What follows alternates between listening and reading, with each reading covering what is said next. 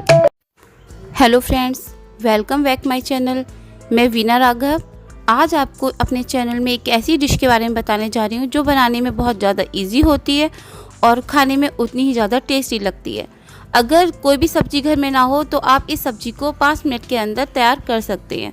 तो इस सब्ज़ी को बनाने के लिए हमें चाहिए बेसन। तो मैंने यहाँ पर राजधानी बेसन ले लिया है और उस बेसन से हमें सब्ज़ी बनानी है। इस सब्ज़ी का नाम है बेसन की मींग। हमारे यहाँ इसे बेसन की मींग बोलते हैं, आपके यहाँ इसे क्या बोलते हैं कमेंट सेक्शन में ज़रूर बताना। तो यहाँ पर इन बेसन की मींग को बनाने के लिए हमें इसमें हल्के हल्के हाथों से पानी डालना है और इसकी छोटी छोटी गुठलियाँ बना लेनी है। थोड़ा सा इसमें टाइम लगता है, सब्जी बनाने में समय नहीं लगता है, थोड़ा सा इसी को प्रिपेयर करने में हल्का फुल्का जो टाइम लगता है वो इन्हीं को बनाने में लगता है।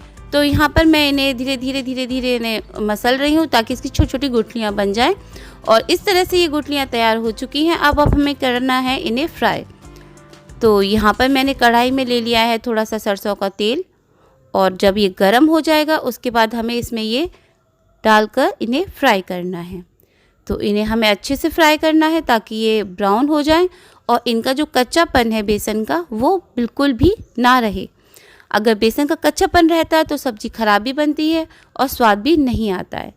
तो यहाँ पर मैं इसे कम से कम 1 से 2 मिनट तक भून लूँगी और भूनने के बाद जब ये पूरे अच्छे से मुझे लगेगा कि हाँ अब इसमें से खुशबू आने लगी है तो इस स्टेज पर आकर मैं इसे एक कटोरी में ट्रांसफ़र कर लूँगी।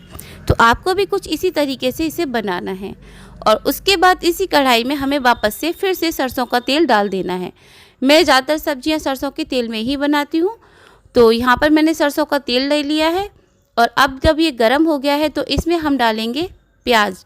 प्याज को मैंने 3 प्याज लिए थे, उन्हें मैंने पीस लिया था, अच्छा सा पेस्ट बना लिया था। उसमें मैंने अदरक और लहसुन भी डाली थी और इन तीनों चीज़ों को मैंने साथ में ही पीस लिया था।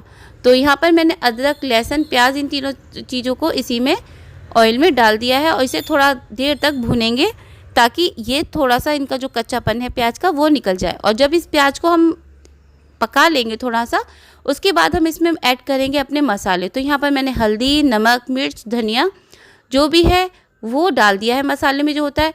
देखिए मैं इस सब्ज़ी में कोई भी बाहर का मसाला नहीं ऐड कर रही हूँ, मैं सिर्फ इसमें गरम मसाला ऐड करूँगी और मैं अपने गरम मसाले में ही सारी जो गरम मसाले की चीज़ें होती हैं वो डाल देती हूँ। दालचीनी, लौंग, बड़ी लौंग, इलायची, ये सभी चीज़ें मैं अपने गरम मसाले में एक साथ ही पीस के रखती हूँ तो मुझे अलग से डालने की ज़रूरत नहीं पड़ती है। अगर आप नहीं पीसते हैं तो आप इसे अलग से भी ऐड कर सकते हैं। तो यहाँ पर मेरे गरम मसाले में सब चीज़ पड़ी हुई थी तो मैंने यहाँ पर देखिए गरम मसाला डाल दिया है। तो गरम मसाला भी पड़ चुका है और अब हमें इंतज़ार करना है अपने इस मसाले को पकने का। तो ये मसाला पकेगा तो हमें पता चलेगा ये अपना ऑयल जो है वो छोड़ देगा। जब ये अपना ऑयल छोड़ देगा तो उसके बाद हम इसमें अपनी बेसन की जो मींग तैयार की थी वो इसमें ऐड कर देंगे। और जब हम इसमें ये ऐड कर देंगे तो उसके बाद इसे थोड़ी सी देर 1 या 2 मिनट भी नहीं कह सकते, सेकंड के लिए आपको थोड़ा सा इन्हें चलाना है और उसके बाद आपको इसमें पानी डाल देना है। देखिए सब्जी ये बेसन की है, अगर आप इसमें कम पानी ऐड करेंगे तो ये खौलकर जो है वो बहुत ज़्यादा थिक हो जाएगी।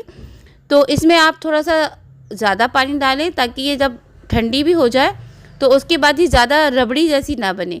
तो यहाँ पर मैंने पानी ऐड कर दिया है और 2 मिनट से 3 मिनट तक इसमें थोड़ा सा खौल आने दिया है और जब ये अच्छे से खौल गई है उसके बाद इसे बंद कर दिया और अब मैं इसे सर्व कर रही हूँ। तो ये सब्ज़ी आप पूरी, पराठा, चावल किसी के भी साथ खाएंगे आपको टेस्टी आएगा। आई होप आपको वीडियो पसंद आई होगी। रेसिपी पसंद आई हो तो वीडियो को लाइक करें, शेयर करें और चैनल को सब्सक्राइब करें। Thanks for watching.